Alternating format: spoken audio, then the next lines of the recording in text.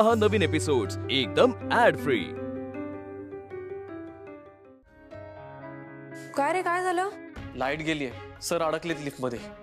अरे बापरे, अरे दादाला भीती वाटते बंद जागेची।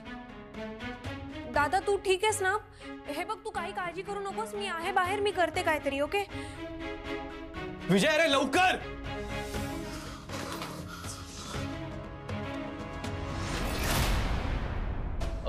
सर 2 मिनिटं द्या, आम्ही प्रयत्न करतोय। कोणीतरी वॉचमनला बोलवा लवकर। गोपाळ जा बरं पटकन लवकर।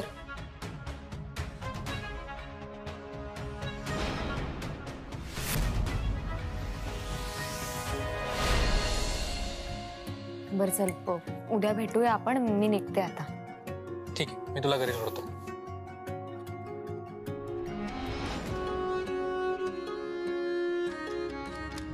Bye bye.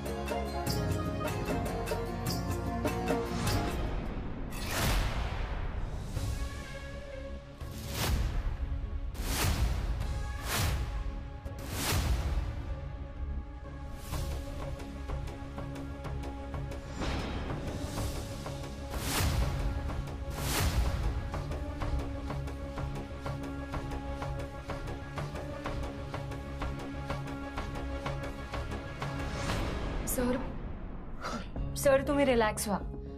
हे बघा, थोड्या वेळाने लाईट येईल आणि उघडेल lift. I know, you shut up. मी काय म्हणते, तुम्ही ना तुमचं जॅकेट ओपन करा आणि एक दीर्घ श्वास घ्या, तुम्हाला बेटर फील होईल। तू गप्प बस।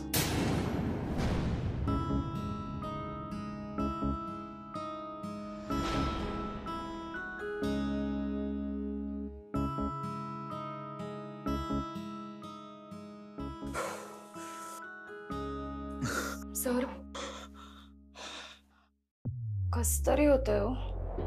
आता तुला काय होतंय?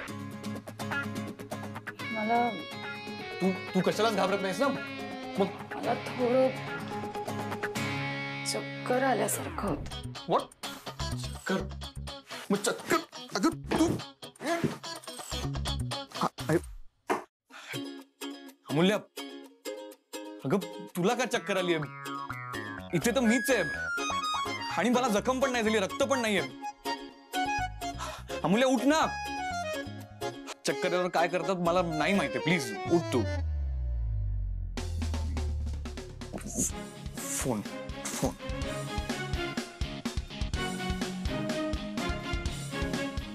नेटवर्क। अमूल्य पाणी हवंय का तुला? तुझ्या पर्स मध्ये पाणी आहे का?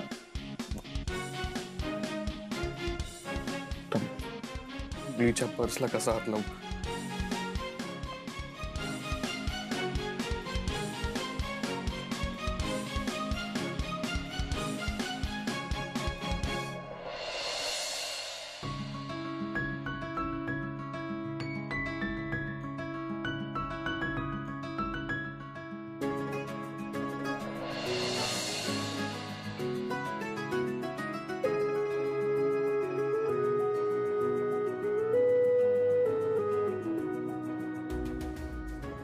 मी पण नाही।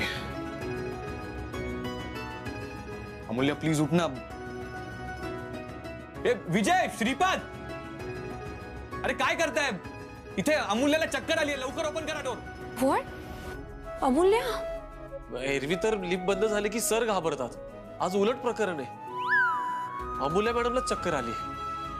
सर तुम्ही 5 मिनिट थांबा, लिफ्ट सुरू होईल। वॉचमन का नाही आला अजून?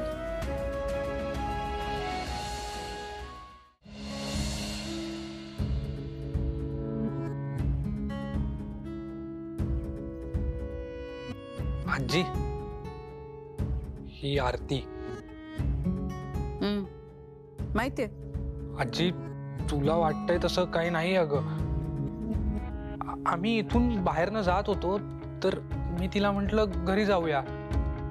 मला माहिती नव्हतं घरी कोणीच नाहीये, उलट मीच तिला सांगितलं की घरी जाऊया आणि मग सगळ्यांची भेट होईल म्हणून। पण घरी येऊन बघतो तर कोणीच नव्हतं। पण मी आलो होतो ना इथपर्यंत, मग असंच बाहेरच्या बाहेर कसं जा सांगणार ना, म्हणून मग। अरे किती बोलतोयस तू विक्रांत? आणि तू ग ये बस इथे माझ्या शेजारी. अगं ये बस बस. आजी, आरती म्हणजे आद्याची. अरे माहितीये मला, आद्याच्या लग्नात भेटले होते ना हिला मी. काय करतेस तू? कॉलेजमध्ये लेक्चरर आहे, स्टॅटिस्टिक्स शिकवते. अरे वा, छान. मग सध्या काय कॉलेजला सुट्ट्या चालू आहेत का? हो. आमचा गाढव त्रास देतो वाटतं तुला. हो. हा? नाही नाही, तसं नाही, ते ऍक्च्युली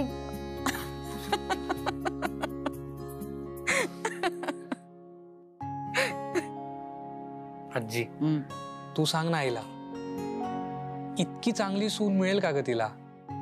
गप्प बस विक्रांत, ती कॉलेजमध्ये शिकवते आणि तू काय करतोस? हा, इतकी चांगली सून मिळेल का म्हणे.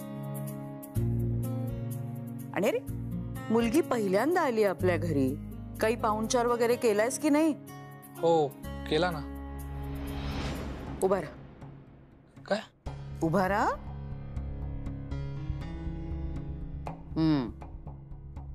आणि तू ग उभी राहा त्याच्या शेजारी जाऊ. चल उठ.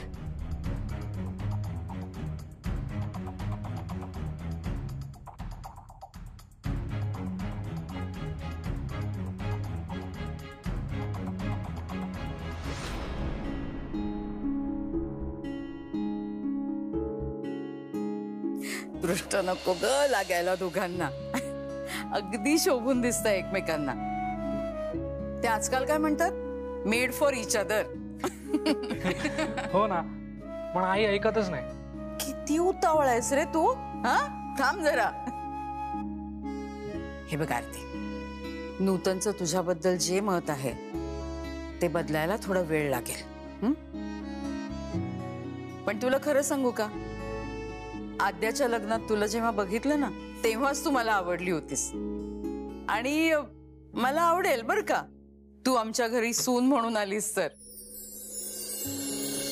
आणि बघ, नूतनचं मत सुद्धा तितकंच महत्वाचं आहे. त्यामुळे तिचं मन सांभाळून सगळ्या गोष्टी करायला लागतील. आणि मी नक्की प्रयत्न करीन. हा, थँक्यू आजी. मला कळतंय तुम्ही काय म्हणताय ते, मी समजू शकते. मी येते. मी राहू दे, सुखी राहा.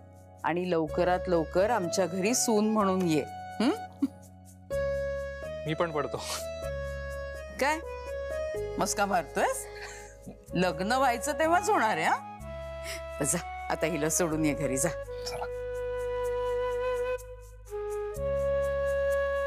येते मी. आलोच. हो.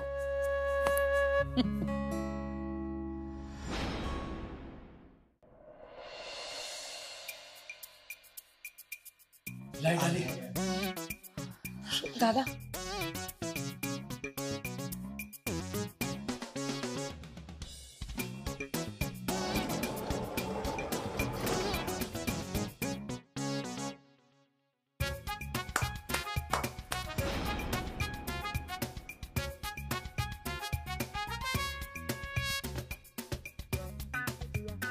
अमूल्या, तू ओकेस ना?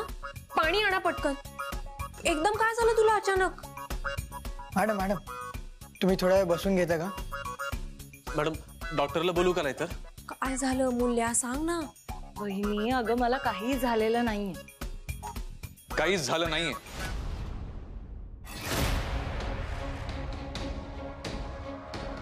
मग आतमध्ये ते चक्कर येऊन माझ्या अंगावर पडलीस, ते नाटक होतं. सर, मला काय झालं काय नाही ते महत्वाचं नाहीये. महत्वाचं हे की तुम्हाला आतमध्ये काय झालं होतं. म्हणजे तुम्हाला बंद जागेची, लिफ्टची भीती वाटते ना. फोबिया आहे, क्लॉस्ट्रोफोबिया. पण आता आतमध्ये तुम्हाला क्लॉस्ट्रोफोबिया हे जाणवलं सुद्धा नाही.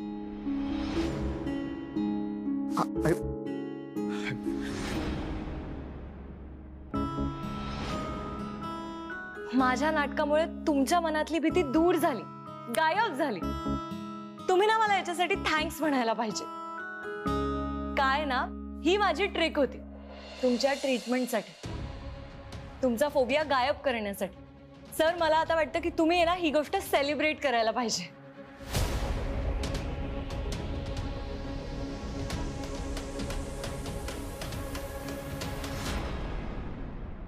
Amulya, thank you so much.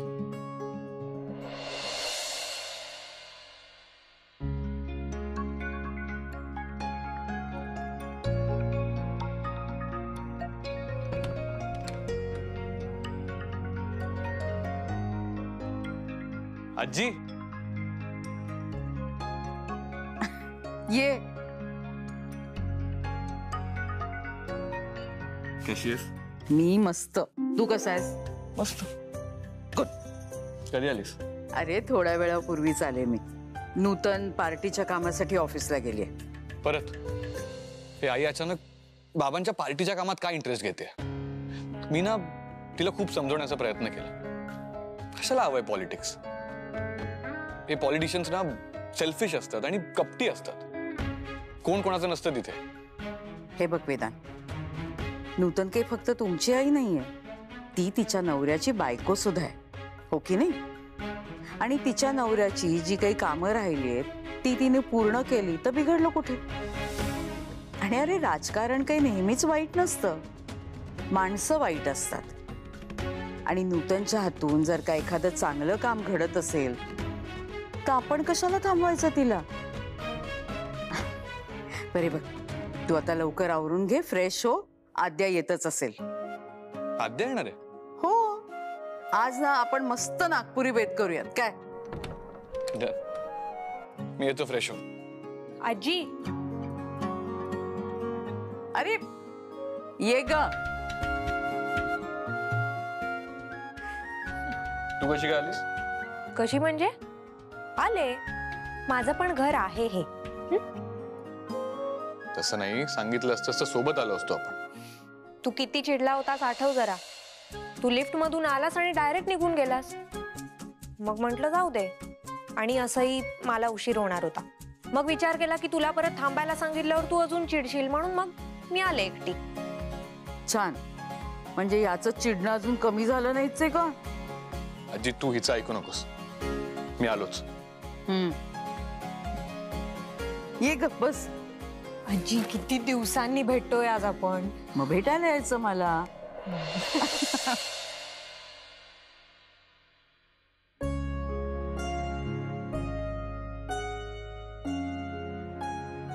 Amulya, तुझा रिझल्ट कधी ग मेडिकल एंट्रन्सचा?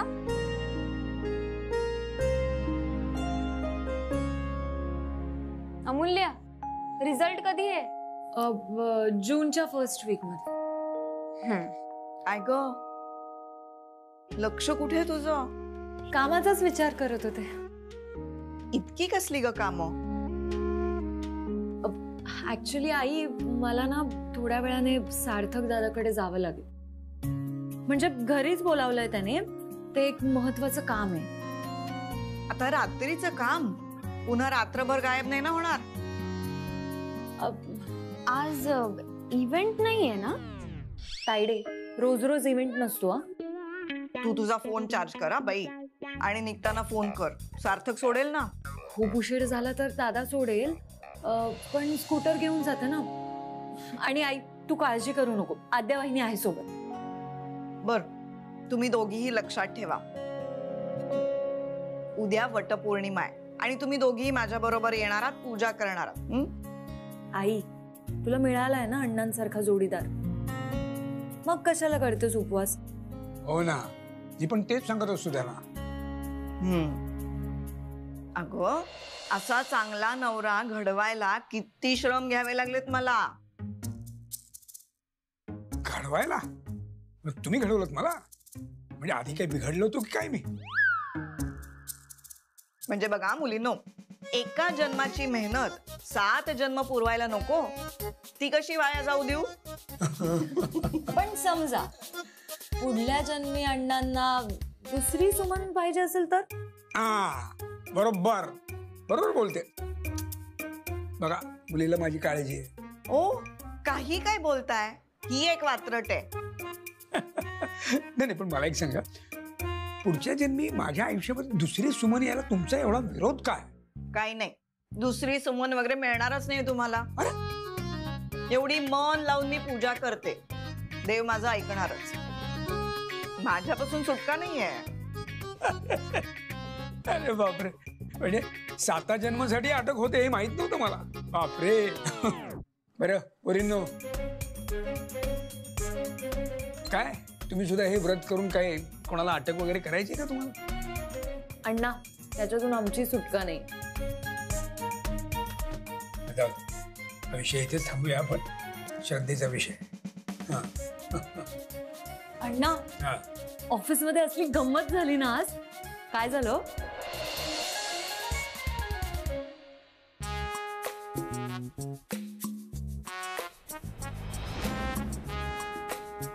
काय गरज होती नेगेटिव्ह बोलायची?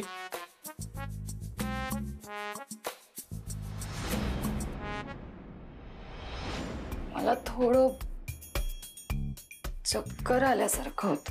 व्हॉट? मग चक्कर तू?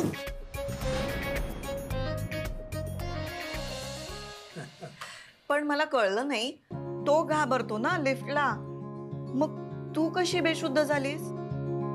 आई, अगं ती आहे ना एक थेरपी आहे. तिचं नाव आहे पेन रिप्रोसेसिंग थेरपी. अण्णांकडूनच शिकले मी आणि नंतर त्याबद्दल जरा वाचले.